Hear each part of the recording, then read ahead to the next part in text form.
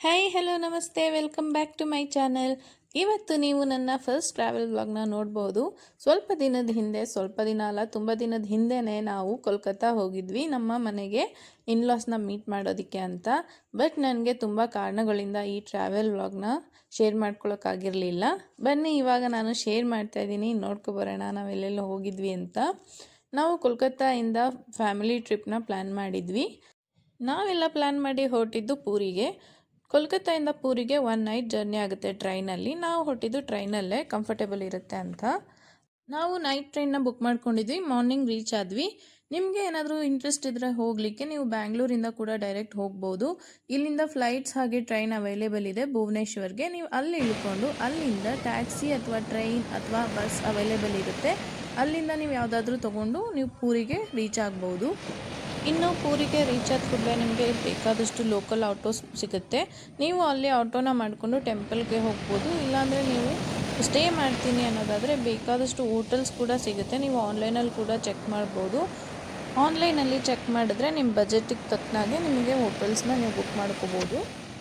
ಇನ್ನು ನಾವು ಹೋಗ್ತೀವಿ ಅಂತ ಗೊತ್ತಾದಾಗಲೇ ನಾವು ಹೋಟೆಲ್ಸ್ನ ಬುಕ್ ಮಾಡ್ಕೊಂಡಿದ್ವಿ. ಫಸ್ಟೇ ನಾವು ಬುಕ್ ಮಾಡ್ಕೊಂಡಿದ್ದು ನ್ಯೂ ಮರೈನ್ ಡ್ರೈವ್ ರೋಡಲ್ಲಿ. ಫ್ಯಾಮಿಲಿ ಹಾಗೆ ಫ್ರೆಂಡ್ಸ್ ಜೊತೆ ಒಳ್ಳೆ ಪೀಸ್ಫುಲ್ಲಾಗಿ ಟೈಮ್ ಸ್ಪೆಂಡ್ ಮಾಡಬೇಕು ಅಂತ ನಿಮಗೇನಾದರೂ ಆಸೆ ಇದ್ದರೆ ನ್ಯೂ ಮರೈನ್ ಡ್ರೈವ್ ರೋಡ್ ಹತ್ರ ಇರೋ ಹೋಟೆಲ್ಸು ಬೆಸ್ಟ್ ಅಂತ ಹೇಳ್ತೀನಿ. ಒಂದು ಸೈಡು ಬೀಚ್ ಇದೆ, ಹಾಗೆ ಒಂದು ಸೈಡು ಹೋಟೆಲ್ ಇದೆ, ಮಧ್ಯದಲ್ಲಿ ನ್ಯಾಷನಲ್ ಹೈವೇ ಇದೆ. ತುಂಬ ಚೆನ್ನಾಗಿದೆ ಜಾಗ, ಅಲ್ಲಿ ಸ್ಟೇ ಮಾಡೋದಕ್ಕೆ ತುಂಬ ಚೆನ್ನಾಗಿರುತ್ತೆ. ಇನ್ನು ನೀವು ಬೀಚ್ ಹತ್ರ ಹೋಗಬೇಕು ಅಂತ ಅಂದರೆ ಆರಾಮಾಗಿ 5 ಮಿನಿಟ್ಸ್ ಒಳಗೆಲ್ಲ ಹೋಗಿ ಆರಾಮಾಗಿ ಆಟಾಡ್ಕೊಂಡು ಬರ್ಬೋದು. ಅಲ್ಲಿಂದ ಜಗನ್ನಾಥ್ಜಿ ಟೆಂಪಲ್ ಕೂಡ ಹತ್ರನೇ ಇದೆ. ನೀವು ಆರಾಮಾಗಿ ಲೋಕಲ್ ಆಟೋಸ್ ಬೇಕಾದಷ್ಟು ಸಿಗುತ್ತೆ. ಆಟೋ ಮಾಡ್ಕೊಂಡು ಹೋಗಿ ದರ್ಶನ ಮಾಡ್ಕೊಂಡು ಮತ್ತೆ ವಾಪಸ್ ಬರ್ಬೋದು. ಇನ್ನು ನಾವು ರೈಲ್ವೆ ಸ್ಟೇಷನಿಂದ ಡೈರೆಕ್ಟಾಗಿ ಹೋಗಿದ್ದು ಹೋಟೆಲ್ಗೆ ಹೋಗಿ ಫ್ರೆಶ್ ಆಗಿ ಅಲ್ಲಿಂದ ಸೀದಾ ಬ್ರೇಕ್ಫಾಸ್ಟ್ ಮುಗಿಸ್ಕೊಂಡು ನಾವು ಹೋಗಿದ್ದು ಬೀಚ್ ಹತ್ರ ಹೋಗಿ ಚೆನ್ನಾಗಿ ಆಟ ಆಡಿಕೊಂಡು ಅಲ್ಲಿಂದ ವಾಪಸ್ ಬಂದು ಮತ್ತೆ ನಾವು ಫ್ರೆಶ್ ಅಪ್ ಆಗಿ ಹೋಗಿದ್ದು ಟೆಂಪಲ್ಗೆ. ಆವತ್ತು ಅಲ್ಲಿ ತುಂಬ ರಶ್ ಇದ್ದಿದ್ದರಿಂದ ನಾವು ಅವತ್ತು ದರ್ಶನ ಮಾಡೋಕ್ಕಾಗಲಿಲ್ಲ. ಅವತ್ತು ವಾಪಸ್ ಬಂದ್ವಿ. ಮಗು ಇಟ್ಕೊಂಡು ತುಂಬ ಕಷ್ಟ ಆಗುತ್ತೆ ಅಂತ ಹೇಳಿಬಿಟ್ಟು ನಾವು ವಾಪಸ್ ಬಂದು ರೂಮಲ್ಲಿ ರೆಸ್ಟ್ ಮಾಡಿ ನೆಕ್ಸ್ಟ್ ಡೇ ಮಾರ್ನಿಂಗ್ ಮತ್ತೆ ಹೋದ್ವಿ. ನನ್ನ ಮಗಳು ಆಟ ಆಡ್ತಿದ್ದಿದ್ದು ಕ್ಲಿಪ್ಪಿಂಗ್ಸ್ ಎಲ್ಲ ನೋಡಿದ್ರಲ್ಲ, ಅದೆಲ್ಲ ಬೆಳಿಗ್ಗೆ ಅವಳಿಗೆ ಬ್ರೇಕ್ಫಾಸ್ಟ್ ಮಾಡಿಸ್ಕೊಂಡು ಕರ್ಕೊಂಡು ಹೋಗೋಣ ಅಂತ ಹೇಳಿ ಅಲ್ಲಿ ಬ್ರೇಕ್ಫಾಸ್ಟ್ ಮಾಡಿಸ್ತಾ ಇದ್ವಿ. ಅವಾಗ ತೊಗೊಂಡಿರೋ ಕ್ಲಿಪ್ಪಿಂಗ್ಸ್ ಅದೆಲ್ಲ. ಇನ್ನು ಟೆಂಪಲ್ ಒಳಗೆ ಯಾವುದೇ ಫೋನ್ ಅಲೋ ಇಲ್ಲ, ಹಾಗಾಗಿ ನಾನು ಯಾವುದೇ ವೀಡಿಯೋ ಮಾಡ್ಕೊಳ್ಳೋಕ್ಕಾಗಿಲ್ಲ. ನಾನು ಬರೀ ಹೊರಗಡೆದು ಮಾತ್ರ ಮಾಡ್ಕೊಂಡಿದ್ದೀನಿ ಅಷ್ಟೇ. ಫೋನ್ನ ನಾವು ಒಂದು ರೂಮಲ್ಲೇ ಸ್ಲಿಪ್ಪರ್ ಹಾಗೆ ಫೋನ್ನ ಇಡೋದಕ್ಕೆ ಅಂತ ಒಂದು ಬ್ಯಾಗ್ ಕೊಡ್ತಾರೆ, ಅದರೊಳಗೆ ಎಲ್ಲನೂ ಇಟ್ಟು ನಾವು ಒಳಗೆ ಹೋಗಬೇಕು. ಫೋನ್ ತೊಗೊಂಡು ಹೋಗೋ ಆಗಿಲ್ಲ. ದರ್ಶನ ಮುಗಿಸ್ಕೊಂಡು ನಾವು ಮತ್ತೆ ರೂಮಿಗೆ ಬಂದು ಸ್ವಲ್ಪ ಹೊತ್ತು ರೆಸ್ಟ್ ಮಾಡಿ ಅಲ್ಲಿಂದ ನಾವು ಮತ್ತೆ ಬಂದಿದ್ದು ಬೀಚ್ ಹತ್ರ. ನನ್ನ ಮಗಳಿಗೆ ಬೀಚ್ ತುಂಬ ಇಷ್ಟ ಆಗಿದ್ದರಿಂದ ಅವಳು ಬೀಚಲ್ಲೇ ಆಟ ಆಡ್ತಿದ್ಲು. ಯಾವಾಗಲೂ ಬೀಚಿಗೆ ಹೋಗೋಣ ಅಂತಲೇ ಹೇಳ್ತಿದ್ಲು. ಹಾಗಾಗಿ ನಾವು ಮತ್ತೆ ಬೀಚ್ ಹತ್ರ ಬಂದು ಅವಳನ್ನ ಆಟ ಆಡಿಸ್ತಾ ಇದ್ವಿ. ಇನ್ನು ಬೀಚ್ ಹತ್ರ ನಿಮಗೆ ಹಾರ್ಸ್ ರೈಡ್, ಕ್ಯಾಮಲ್ ರೈಡ್ ಎಲ್ಲ ಅವೈಲೇಬಲ್ ಇರುತ್ತೆ. ನೀವು ಆರಾಮಾಗಿ ಎಂಜಾಯ್ ಮಾಡ್ಬೋದು. ಇನ್ನು ಟೆಂಪಲ್ ಬಗ್ಗೆ ಹೇಳಬೇಕು ಅಂದರೆ ಟೆಂಪಲ್ ಅಂತೂ ತುಂಬ ಬ್ಯೂಟಿಫುಲ್ ಆಗಿದೆ. ನನಗಂತೂ ತುಂಬ ಇಷ್ಟ ಆಯಿತು ಪರ್ಸ್ನಲಿ. ಇನ್ನು ಮೇನ್ ಗರ್ಭಗುಡಿ ಏನಿದೆ ಅಲ್ಲಿ ಬಂದು 3 ದೇವ್ರ ಮೂರ್ತಿಗಳಿದೆ.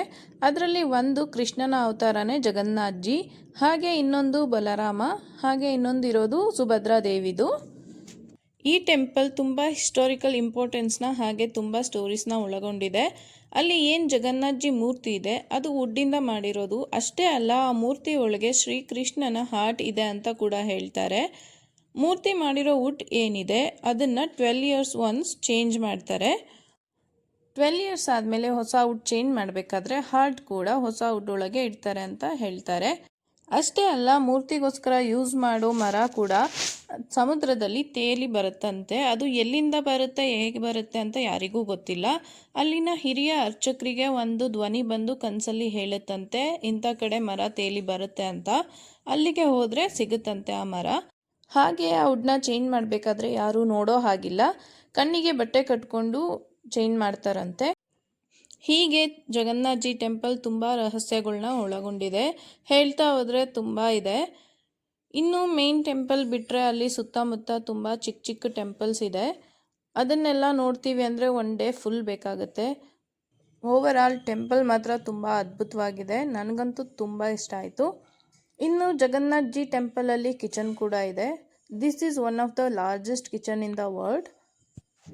ಜಗನ್ನಾಥ್ಜಿ ನೈವೇದ್ಯಕ್ಕೆ ಅಂತ ಏನು ಕುಕ್ ಮಾಡ್ತಾರೆ ಅದೇ ಫುಡ್ನ ಎಲ್ರಿಗೂ ಡಿಸ್ಟ್ರಿಬ್ಯೂಟ್ ಮಾಡ್ತಾರೆ. ಆದರೆ ಇಲ್ಲಿ ಫ್ರೀಯಾಗಿ ಏನು ಡಿಸ್ಟ್ರಿಬ್ಯೂಟ್ ಮಾಡಲ್ಲ, ನಾವು ಪೇ ಮಾಡಿ ತಗೋಬೇಕಾಗತ್ತೆ.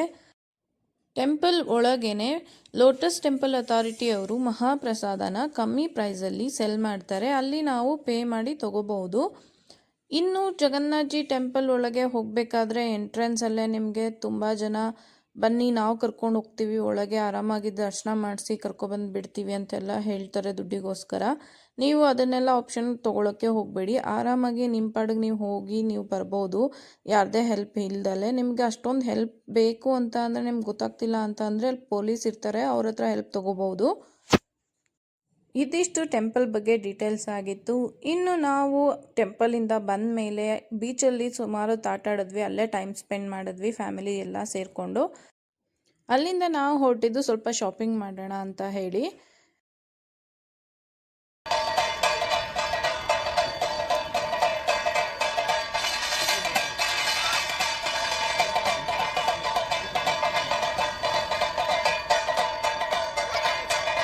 ನ್ಯೂ ಮರೀನ್ ಡ್ರೈವ್ ರೋಡಲ್ಲೇ ಸ್ವಲ್ಪ ಮುಂದೆ ಹೋದರೆ 1.5 ಕಿಲೋಮೀಟರ್ ಹೋದರೆ ನಿಮಗೆ ಸ್ವರ್ಗದ್ವಾರ ಅಂತ ಸಿಗುತ್ತೆ. ಅಲ್ಲಿ ನಿಮಗೆ ಅದರ ಅಪೋಸಿಟೇ ಶಾಪಿಂಗಿಗೆ ಆಪ್ಷನ್ಸ್ ಇರುತ್ತೆ ತುಂಬಾ. ಇನ್ನು ಅಲ್ಲಿ ನಿಮಗೆ ಫುಡ್ ಆಪ್ಷನ್ ಕೂಡ ಸಿಗುತ್ತೆ. ಅಲ್ಲೇ ನಿಮಗೆ ವೆಜ್ ಆರ್ ನಾನ್ ವೆಜ್ ಎರಡೂ ಆಪ್ಷನ್ ಸಿಗುತ್ತೆ. ಸ್ಟ್ರೀಟ್ ಫುಡ್ ಕೂಡ ಸಿಗುತ್ತೆ, ಬೇಕಾದಷ್ಟು ಆಪ್ಷನ್ಸ್ ಇರುತ್ತೆ. ನೀವು ಶಾಪಿಂಗ್ ಜೊತೆಗೆ ಫುಡ್ ಕೂಡ ಎಂಜಾಯ್ ಮಾಡ್ಬೋದು. ಇನ್ನು ಅಲ್ಲಿ ಗಂಗಾ ಆರತಿ ಕೂಡ ಮಾಡ್ತಾಯಿದ್ರು, ನೀವು ನೋಡ್ತಿರ್ಬೋದು ಎಷ್ಟು ಚೆನ್ನಾಗಿ ಮಾಡ್ತಿದ್ದಾರೆ ಅಂತ.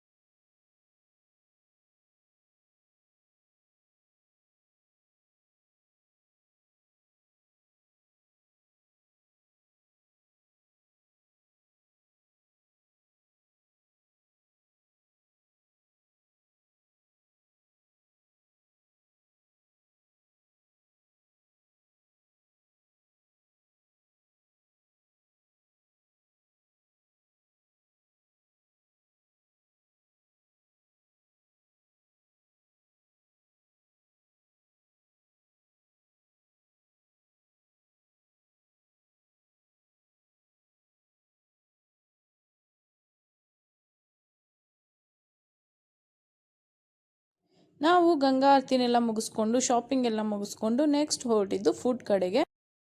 ಅಲ್ಲಿ ಸುಮಾರು ಥರದ ವೆರೈಟೀಸ್ ಆಫ್ ಫಿಶ್ ಇತ್ತು, ಹಾಗೆ ಪ್ರಾನ್ಸ್, ಕ್ರ್ಯಾಬ್ ಎಲ್ಲ ಇತ್ತು. ನಾವು ಸ್ವಲ್ಪ ಅಷ್ಟೇ ಟ್ರೈ ಮಾಡಿದ್ವಿ, ಪ್ರಾನ್ಸ್ ತೊಗೊಂಡ್ವಿ ಹಾಗೆ ಕ್ರ್ಯಾಬ್ ತೊಗೊಂಡ್ವಿ ಅಷ್ಟೇ, ಇನ್ನು ಜಾಸ್ತಿ ಏನು ಟ್ರೈ ಮಾಡೋಕ್ಕೆ ಹೋಗಲಿಲ್ಲ. ಫುಡ್ ಎಲ್ಲ ಟ್ರೈ ಮಾಡಾದಮೇಲೆ ನಾವು ಹೊರಟಿದ್ದು ಕಿಡ್ಸ್ ಪ್ಲೇ ಏರಿಯಾ ಕಡೆಗೆ. ಇದಕ್ಕೆಲ್ಲ 10 ಮಿನಿಟ್ಸಿಗೆ ಇಷ್ಟು ಅಂತ ಇರುತ್ತೆ. ನನಗೆ ನೆನಪಿಲ್ಲ ಎಷ್ಟು ಕೊಟ್ಟಿದ್ವಿ ಅಂತ, ಮರ್ತೋಗಿದೆ. ಪೇ ಮಾಡಿ ಆಟ ಆಡಬೇಕು. ಪೇ ಮಾಡಿ ಆಟ ಆಡಾದ್ಮೇಲೆ ನಾವು ಡೈರೆಕ್ಟಾಗಿ ಹೋಗಿದ್ದು ರೂಮಿಗೆ ಹೋಗಿ ರೆಸ್ಟ್ ಮಾಡಿ ನೆಕ್ಸ್ಟ್ ಡೇ ಏನೆಲ್ಲ ಮಾಡಿದ್ವಿ ಅಂತ ನಾನು ನಿಮಗೆ ನೆಕ್ಸ್ಟ್ ವ್ಲಾಗಲ್ಲಿ ತಿಳಿಸ್ತೀನಿ.